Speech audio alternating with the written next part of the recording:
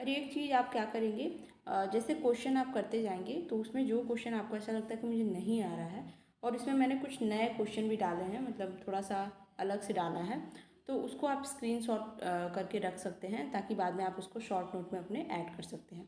चलिए पहला क्वेश्चन देखते हैं। वर्तमान में भारत का मुख्य न्यायाधीश यानी कि चीफ जस्टिस ऑफ इंडिया कौन है? तुषार मेहता, जगदीप धनखड़, अधीर रंजन चौधरी या फिर डी वाई चंद्रचूड़। इसके आंसर्स नीचे है, वो अभी मैं दिखा नहीं रही हूँ, जब आपको पीडीएफ मिलेगी तो आपको एक साथ क्वेश्चन आंसर देखने को मिल जाएंगे। तो इसमें सही ऑप्शन मार्क करें। तो इसका सही आंसर है डी वाई चंद्रचूड़। ये इस वक्त हमारे सीजेआई हैं। अगला क्वेश्चन है हमारा 2011 की जनगणना के अनुसार, क्योंकि अभी तक जनगणना हुई नहीं है, उसके बाद से 2011 की जनगणना के अनुसार भारत में विश्व की जनसंख्या का कितना % निवास करता है? मतलब इंडिया में टोटल विश्व का कितना % जनसंख्या निवास करता है? 16%, 17%, 17.5% या फिर 20%। तो इसका सही आंसर क्या हो जाएगा? इसका सही आंसर हो जाएगा हमारा 17.5%। ठीक है। ग्लोबल जेंडर गैप जो सूचकांक आती है, इंडेक्स जो आती है, उसको कौन जारी करता है? World bank, world economic forum, ये दोनों जारी करते हैं या दोनों में से कोई नहीं जारी करता है? तो इसका हमारा सही आंसर हो जाएगा थर्ड, सॉरी बी हो जाएगा इसका, वर्ल्ड इकोनॉमिक फोरम। ठीक है, यानी कि विश्व आर्थिक मंच। अगला हमारा क्वेश्चन है 30 मई 2023 को, ये करंट का क्वेश्चन है, कहाँ के राष्ट्रपति ने नए सख्त समलैंगिक विरोधी कानून को मंजूरी दे दी है? सिंगापुर, मलेशिया, युगांडा या फिर आइसलैंड। ये मैंने सारा आपको जब स्पीडी करंट अफेयर कराया था तो उसमें मैंने ये सारा पढ़ा दिया है। तो इसका सही आंसर हो जाएगा युगांडा। ठीक है। अगला देखते हैं, किस मुगल शासक ने जजिया कर को समाप्त कर दिया था? ये हिस्ट्री का बहुत फेमस क्वेश्चन है। शाहजहां ने, औरंगजेब ने, अकबर ने या फिर हुमायूं ने? तो इसका सही आंसर हो जाएगा अकबर। अगला क्वेश्चन है हमारा, 1 मिनट, थोड़ा बड़ा, इसका आंसर तो आपने देख लिया, चलिए कोई बात नहीं। तो 1857 की क्रांति के दौरान भारत में मुगल शासक कौन थे? तो इसका सही आंसर हमारा हो जाएगा बहादुर शाह जफर। ठीक है। बाबर द्वारा लड़े गए प्रमुख युद्ध का सही क्रम लगाएं। तो ये इनके कुछ फेमस युद्ध हैं, जब ये न्यू न्यू इंडिया में एंट्री करते हैं, इनको बुलाया जाता है सांगा के द्वारा। तो इन्होंने जो युद्ध लड़े थे उसका क्रम क्या था?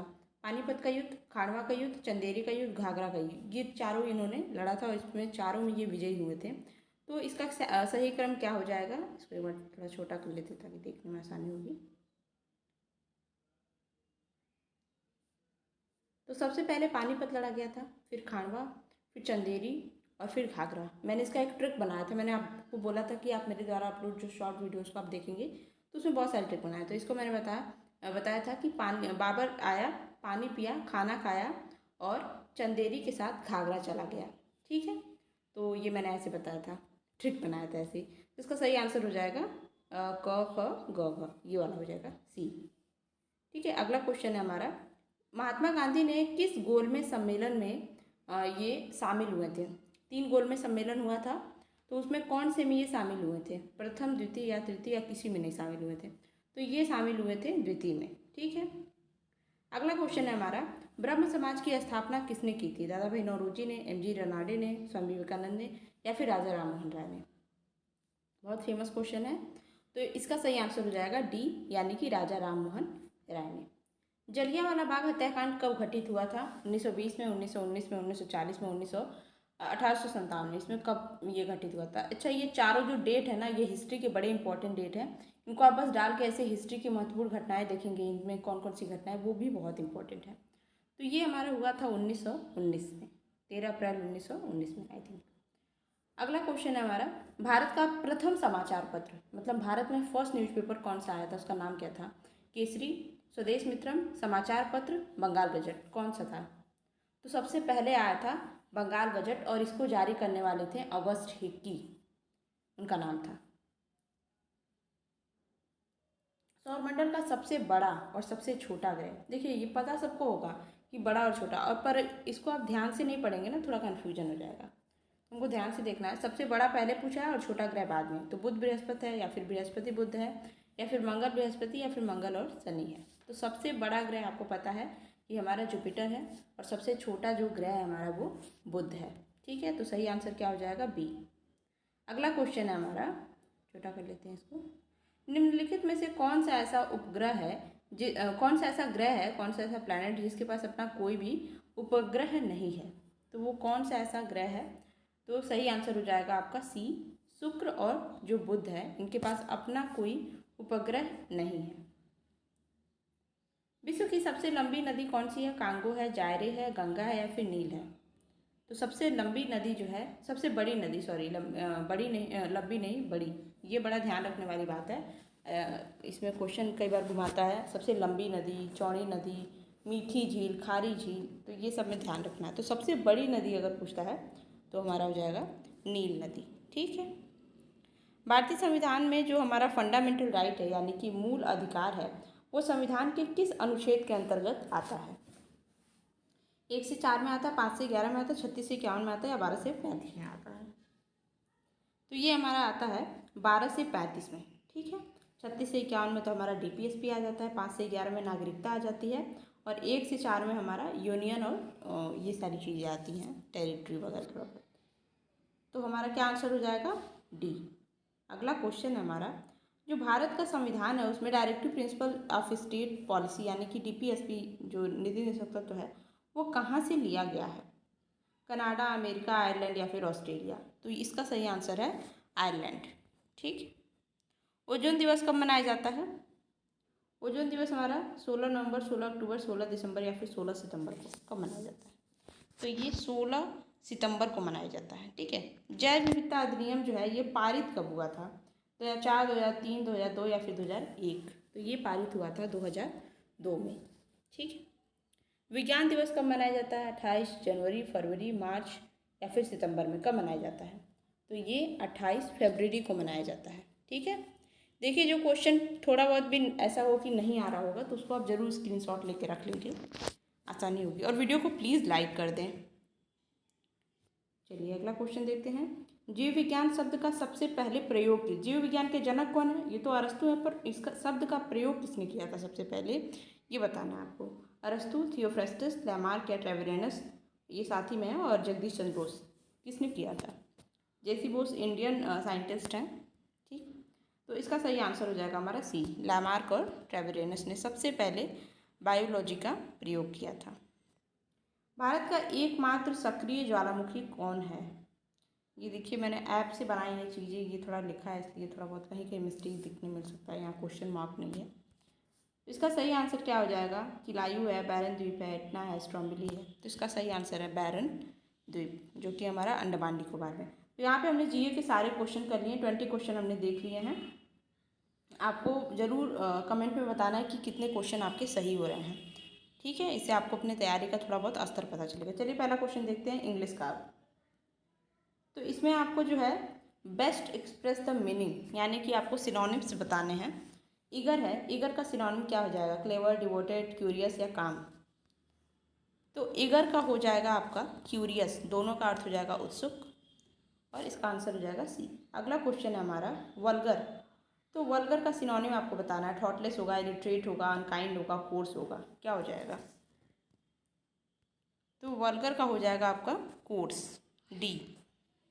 ठीक है, प्रोलिफिक क्या हो जाएगा? प्रोलिफिक का आपको बताना है प्लेंटी, कंटेंट, फर्टाइल, स्पैन, क्या हो जाएगा? प्रोलिफिक मतलब होता है उपजाऊ, तो इसका हो जाएगा आपका फर्टाइल, सी एस का आंसर हो जाएगा। अगला देखते हैं एक्यूज। एक्यूज का सिनोनिम क्या हो जाएगा? एब्सॉल्व, इम्पीच, विनिडिक्ट, विनिडिकेट या फिर एक्सोनरेट, क्या हो जाएगा इसका? इसका हो जाएगा विनिडिकेट। अगला देखते हैं गॉर्जियस। गॉर्जियस का क्या हो जाएगा? स्टनिंग, रिफाइंड, आइडियस या फिर डजलिंग? तो इसका सही आंसर हो जाएगा, सही सिनोनिम हो जाएगा हमारा गॉर्जियस का स्टनिंग। ठीक है, हमने 5 सिनोनिम देख लिए। इसके बाद से हम अगला क्वेश्चन देखते हैं। हमें इसमें हमें जो है एंटोनिम्स, अपोजिट देखना है। ठीक है, ओह आंसर दिख गया, कोई बात नहीं। रिसीडेड, तो रिसीडेड का हमको बताना है सही आंसर, सही अपोजिट क्या हो जाएगा इसका? एडवांस होगा, डिमिनिस्ड होगा, रिब्यूल्ड होगा या फिर ब्लूम्ड होगा? तो रिसीडेड का सही अपोजिट हो जाएगा हमारा एडवांस। ठीक। लेटेंट, लेटेंट का अपोजिट क्या हो जाएगा? ऑब्वियस, फॉरबिडन, हिडन या फिर ब्रेक। लेटेंट मतलब होता है अस्पष्ट, तो इसका जो एंटोनिम्स हो जाएगा अस्पष्ट हो जाएगा, क्लियर यानी ऑब्वियस हो जाएगा इसका। सॉरी, ये एक्चुअली ये गलत हो गया है, लेटेंट का एक्चुअली ऑब्वियस ही होगा यहाँ पे, ये ऑप्शन में शायद गलत हो गया है, मैंने यहाँ पे आंसर गलत लिख दिया है, मैं इसको सुधार कर दूँगी, उसमें यहाँ पे ए होना चाहिए। ठीक है, अगला देखते हैं। जेनुइन, जेनुइन का क्या हो जाएगा? रोटन, बोगस, इम्प्योर या फिर अनसॉलिसिटेड, अनसॉलिसिटेड सॉरी, तो इसका क्या अपोजिट हो जाएगा? तो इसका अपोजिट हो जाएगा बोगस, यानी फर्जी होता है बोगस मतलब। मैंने बहुत सारे एंटोनिम सिनोनिम ये सारा इंग्लिश का सिलेबस मैंने कंप्लीट करा दिया है, चैनल पे आपको सारे प्लेलिस्ट में मिल जाएंगी चीज़ें। और अगर आप सेल्फ स्टडी करने वालों में से हैं तो आप प्रिंट टू पैरामाउंट की बुक ले सकते हैं, उसमें आपको बहुत अच्छे कलेक्शन मिल जाएंगे इन सारी चीज़ों के, अच्छी बुक है अगर आप लेना चाहें तो।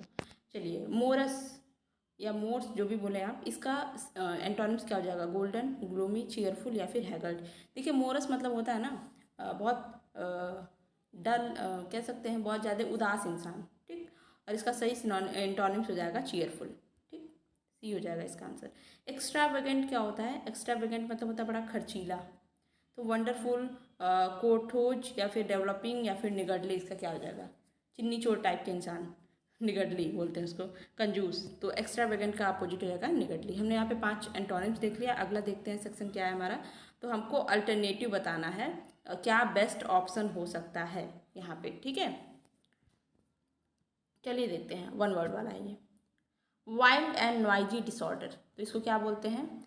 एगिएशन, पेंडेमोनियम, स्टीयर या फिर रिवोल्यूशन। तो वाइल्ड एंड नॉइजी डिसऑर्डर का मतलब होता है पेंडेमोनियम। ठीक है, living at the same time, एक ही समय पर रहने वाले, यानी कि तो क्या हो जाएगा? कॉन्करेंट, कॉन्टेम्परेरी, कॉन्कोमिटेंट या फिर कोइंसिडेंस। ठीक है, कितना नज़दीक नज़दीक का वर्ड होता है कि हम कंफ्यूज हो जाएं, बट हमें सही अर्थ याद रखना है तो चीज़ें कंफ्यूज में नहीं होगी। तो living at the same time का मतलब होता है सेम टाइम में रहना, यानी कि समकालीन, कॉन्टेम्परेरी, इसका सही आंसर हो जाएगा बी। अगला क्वेश्चन हमारा, one who knows many language. तो आधे लोग तो इसका मार के आते हैं लिंग्विस्टिक, पर लिंग्विस्टिक नहीं है इसका, इसका सही आंसर है पॉलीग्लॉट। ठीक है, पॉलीग्लॉट मतलब होता है जो कि बहुत सारे लैंग्वेजेस को जानता है। ठीक है, बी ऑप्शन इसका सही हो जाएगा। अगला हम देखते हैं, a person who is unable to pay his डेप्ट, मतलब जो कि अपने डेप्ट को नहीं चुका सकता, उसको हम क्या बोलते हैं? दिवालिया हो जाते हैं जो लोग, तो सॉल्वेंट, इंसॉल्वेंट, लैंडर, बैंकर। तो इसका सही आंसर हो जाएगा बी, यानी कि इनसॉल्वेंट। ओके, अगला क्वेश्चन हमारा, वन हु, थोड़ा सा कट जा रहा है, हाँ सही है, one who does not follow the usual rule of social life. मतलब एक ऐसा इंसान जो सामाजिकता को नहीं फॉलो करना चाहता है। ठीक है, वैरागी टाइप का हो जाता है। बोहेमियन, पार्टीजियन या फिर फिजिशियन या फिर आर्टिजियन, उसको क्या बोलते हैं? तो उसको हम बोलते हैं बोहेमियन। ठीक, अगला पहला हो जाएगा इसका आंसर फर्स्ट। अगला क्वेश्चन देखते हैं, to add fuel to flame means what. यानी इसको नाम से ही क्लियर है, हिंदी के मुहावरे पढ़ते हैं हमने, एडियम फ्रेज जो पढ़ाया था उसमें का ये क्वेश्चन है। यहाँ पे आपको अर्थ बताना है इसका। To add fuel to the flame मतलब कि क्या है? चिंगारी में और फ्यूल डालना, मतलब आग में घी डालना, हमारा देसी जो मुहावरा होता है। इसका मतलब क्या है? क्रिएट अ पीस, आप शांति क्रिएट कर रहे हैं। Escalate conflict, do the war, to suit. तो आपको सीधा पता चल रहा है तो इसका क्या मतलब है कि झगड़े को और ज़्यादा बढ़ाया जा रहा है, एक्सक्लेट किया जा रहा है। ठीक, अगला हमारा है, हमें इरर चूज करना है। ठीक है, इरर चूज करना, ये आपको क्वेश्चन पूरा दिख नहीं रहा है, अभी सही है। ही वॉच फॉर ऑल, ए तक है, यहाँ पे आपको देखना है। सेलिंग द कार, बी तक है ये, और and buying a skill, bye skill. तो इसमें से कहाँ पे इरर है? इसका सही आंसर हो जाएगा हमारा ए, जो कि ऑल यहाँ पे इस तरह से नहीं लिखा होना चाहिए, ऑल फॉर होना चाहिए, ये गलत है। तो पहला हमारा आंसर हो जाएगा। अगला देखते हैं हमारा क्या है, ही डिड नॉट गो, दिख नहीं रहा है, अभी सही है। He did not go to the temple on foot, he went there by the car, या फिर नो इरर। इसमें कोई इरर नहीं है, आपको सही से बताना है। कि इसमें क्या एरर है। तो इसमें आपका एरर वाला जो सेक्शन है वो सी हो जाएगा, बाई द कार नहीं होगा, यहाँ पे बाई कार हो जाएगा। ठीक है, सी इसका ऑप्शन हो जाएगा। यहाँ पे आपको चूज द करेक्ट मीनिंग, आपको मीनिंग बताना है कि ये एक होता है ना कि कुछ ऐसा होता है कि फाइकोलॉजी है तो इसके अंदर क्या आप पढ़ते हैं, इस टाइप के क्वेश्चन भी आते हैं, वन वर्ड टाइप के। ठीक है, तो इंटेंस ऑफ फियर आइडियाज़। ठीक है, जो मतलब एकदम ऐसी चीज़ होती हैं कि आपको डर मतलब डरावने विचार के बहुत ज़्यादा इंटेंस आपको डर है उससे। तो इसको हम क्या किसके अंतर्गत देखते हैं, गैमोफोबिया या फिर साइनोफोबिया, आयोफोबिया, आइडियोफोबिया, क्या बोलते हैं इसको हम? तो इसको एक्चुअली हम बोलते हैं आइडोफोबिया, आइडियोफोबिया एक्चुअली। डी इसका आंसर हो जाएगा। ठीक है, डरावने विचारों का जो डर होता है उसको हम आइडियोफोबिया के अंतर्गत देखते हैं। ठीक, और हमारे हिंदी का 20 क्वेश्चन स्टार्ट होता है। तो पहला क्वेश्चन है हमारा कि भक्त का बहुवचन बताना है आपको। ठीक है, भक्त होगा, भक्तगण होगा, भक्ति होगा, या इनमें से कोई नहीं। तो इसका सही आंसर हो जाएगा भक्तगण। ठीक है, तो भक्त का बहुवचन जो है भक्तगण होता है। ठीक, इसकी पीडीएफ आपको टेलीग्राम में मिल जाएगी, और इसीलिए मैंने इसको इस तरह से फ्रेम किया है ताकि क्वेश्चन के नीचे आंसर आपको मिल जाए, ताकि पीडीएफ जब आप पढ़ेंगे तो बड़ी आसानी रहेगी। ठीक, अष्टछाप कवि के बारे में आपने कभी ना कभी पढ़ा होगा। तो इसमें से आपको बताना है इसमें से कौन ऐसे हैं जो अष्टछाप कवि के अंतर्गत आते हैं। श्याम सुंदर दास, सुमित्रानंदन पंत, प्रेमचंद्र, या फिर सूरदास। तो इसके सही आंसर हो जाएंगे, इसका सही आंसर है हमारा सूरदास। ठीक है, सूरदास अष्टछाप कवि के अंतर्गत आते हैं। अगला क्वेश्चन है, हिंदू दर्शन के जो सांख्य पद्धति है, संख्या पद्धति है, उसके संस्थापक कौन है? पतंजलि, चाणक्य, सुश्रुत, या फिर कपिल ऋषि। तो इसका सही आंसर है हमारा कपिल ऋषि। ठीक है, अगला क्वेश्चन है हमारा संज्ञा के प्रकार जो आपने पढ़े हैं। तो भाववाचक संज्ञा बतानी है आपको, इसमें से कौन सी है? बड़ाई, अनार, लोहा, या फिर कोई नहीं। इसमें से क्या हो जाएगा भाववाचक संज्ञा? तो भाववाचक संज्ञा में हम क्या देखते हैं? फीलिंग्स को देखते हैं। तो बड़ाई जो है हमारा ये भाववाचक संज्ञा का उदाहरण हो जाएगा। ठीक है, अगला क्वेश्चन हमारा है, सॉरी, मैं अपना खाना स्वयं पकाता हूँ। ठीक, ये खान हो गया है, सॉरी, मैं अपना खाना स्वयं पकाता हूँ, इसमें कौन सा सर्वनाम है? मैंने सर्वनाम के प्रकार पढ़ाए हैं आपको। पुरुषवाचक सर्वनाम हो जाएगा, अनिश्चितवाचक, निश्चितवाचक, या फिर निजवाचक सर्वनाम। इसका सही आंसर हो जाएगा निजवाचक सर्वनाम। निजवाचक सर्वनाम में जो है अपनी बात की जाती है, स्वयं की बात की जाती है, ये दिखता है उसमें, सेल्फ वाली चीज़ होती है। तो इसका आंसर हो जाएगा हमारा डी। अगला क्वेश्चन है ये शब्द के बारे में, अमीर और किताब ये दोनों कैसे शब्द हैं? पुर्तगाली हैं, तुर्की हैं, अरबी है, तत्सम है, क्या है ये? तो अमीर और जो एक किताब है ये जो है हमारा अरबी शब्द है, ये भी मैंने आपको पढ़ाया है।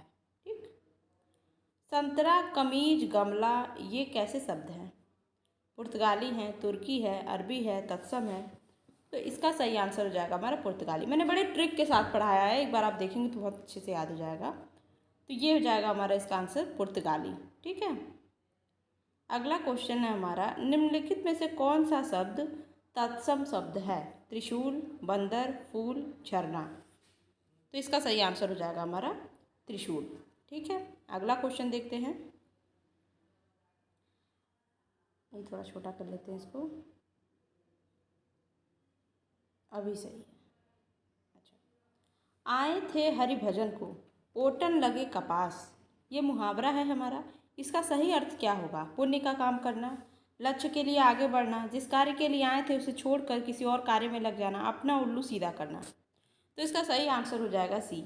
आए थे हरि भजन को मतलब हम आए थे हरि का नाम जपने, पर ओटन लगे कपास, कपास ओटने लगे। ठीक है, ये बड़ा इजी है, मतलब आप इसको ऐसे पढ़ के भी सुलझा सकते हैं। इसका आंसर हो जाएगा हमारा सी। अगला देखते हैं, जीतने की इच्छा रखने वाले को हम क्या बोलते हैं? जिज्ञासु, जिजीविषा, जिज्ञासा, या उपरोक्त में से कोई नहीं। तो इसका सही आंसर हो जाएगा जिज्ञासा।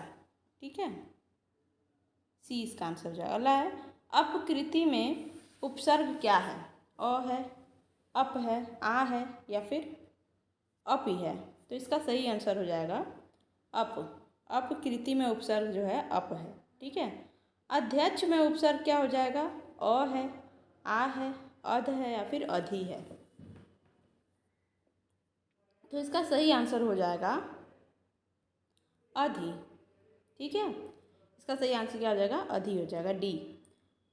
अत्यंत में उपसर्ग क्या है? अ है, अत है, अति है, आत है। इसका सही आंसर क्या हो जाएगा? अति। ठीक है, अति धन अंत उपयंत, सॉरी अत्यंत। ठीक है, तो इसका हो जाएगा हमारा अति।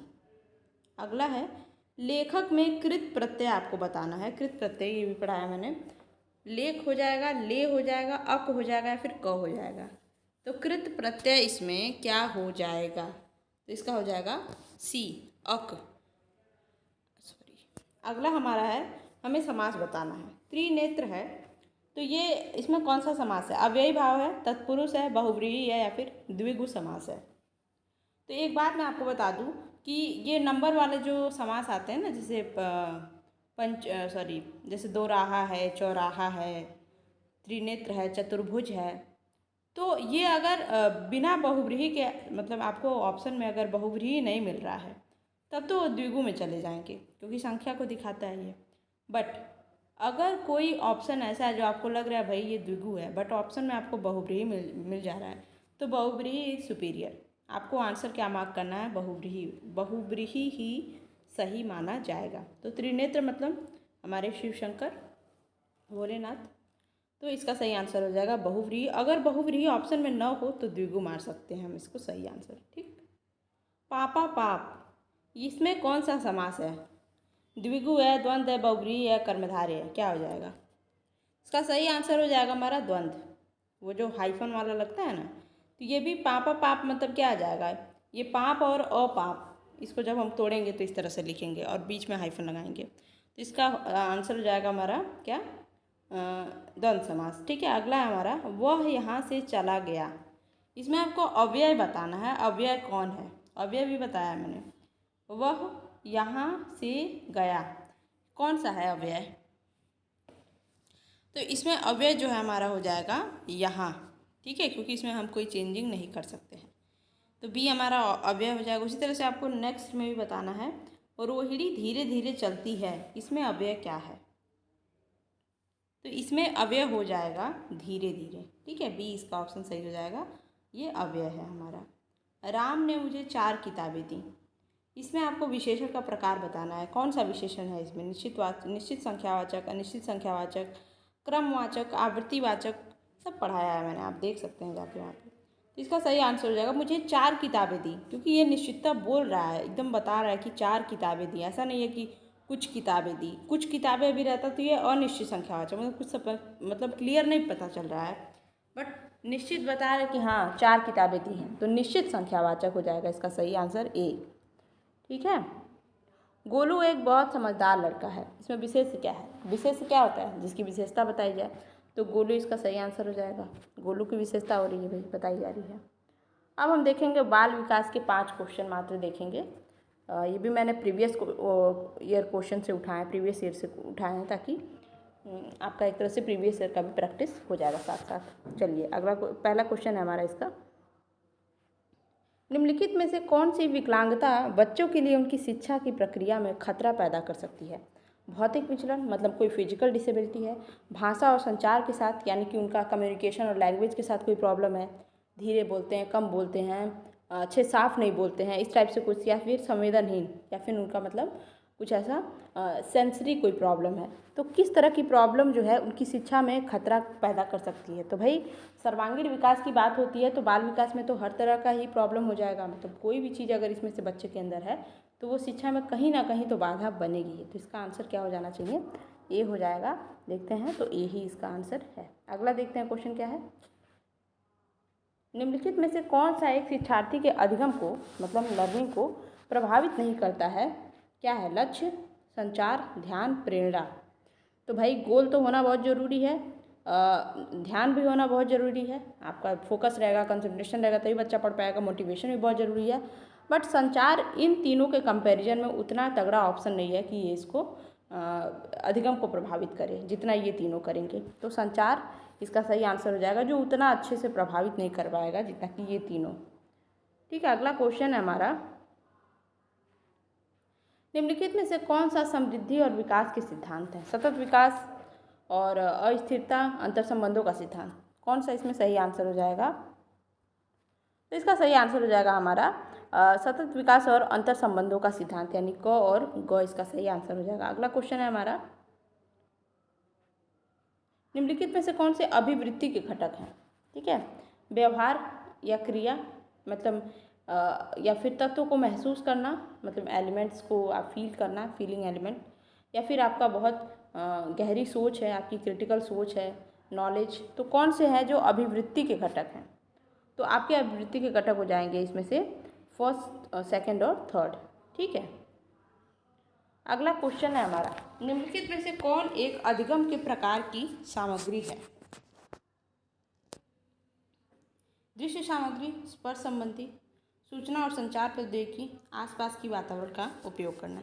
देखिए, इसमें मुझे ऐसा लगा था कि इसका सारा का सारा ऑप्शन सही होना चाहिए। क्वेश्चन में भी, पेपर में भी इसी को मार्क किया गया है, बट थोड़ा बहुत कन्फ्यूजन भी था, बट स्टिल यही क्वेश्चन, यही आंसर सही होगा, क्योंकि पेपर ने भी, आयोग ने भी इसी को सही माना है। तो इसका चारों का चारों जो ऑप्शन है वो सही हो जाएगा, बी इसका सही आंसर हो जाएगा। तो यस, यहाँ पे हमने टोटल 65 क्वेश्चन कर लिए हैं। आई थिंक हार्डली आधे घंटे के अप्रॉक्स की ये वीडियो बनी है, और आपको एक तरह से अपना स्तर थोड़ा बहुत पता चल जाएगा। और ये पेपर बहुत ईजी अभी मैंने बनाया है, बहुत ईजी फ्रेम किया है, ताकि अभी स्टार्टिंग का है। इसके बाद से हम जितना हो सके, जितना जल्दी हमारा अल्टरनेट डे पे आपको एक प्रैक्टिस सेट ज़रूर देखने को मिलेगा। साथ ही हम अपना CDP का क्लास भी देखते रहेंगे। 2 दिन से वीडियो इसलिए नहीं आई क्योंकि जन्माष्टमी का त्यौहार है, आप जानते ही हैं, तो उसमें थोड़ी व्यस्तता थी। ठीक है, तो चलिए इस प्रैक्टिस सेट को आप सॉल्व जरूर करें और अपना मार्क्स जरूर बताएंगे। अब आप टेलीग्राम जरूर ज्वाइन कर लें, वहाँ पे जितने भी सब्जेक्ट, मतलब हिंदी, इंग्लिश, जनरल अवेयरनेस, ये कंप्लीट हो चुकी है, तो उसकी आपको प्लेलिस्ट मिल जाएगी, और उसके सारे वीडियोज़ के जितने भी PDF हैं वो आपको सारे के सारे टेलीग्राम में मिल जाएंगे। आप वहाँ से जाके उसको डाउनलोड कर सकते हैं। तो पढ़ाई करते रहें, बेस्ट ऑफ लक।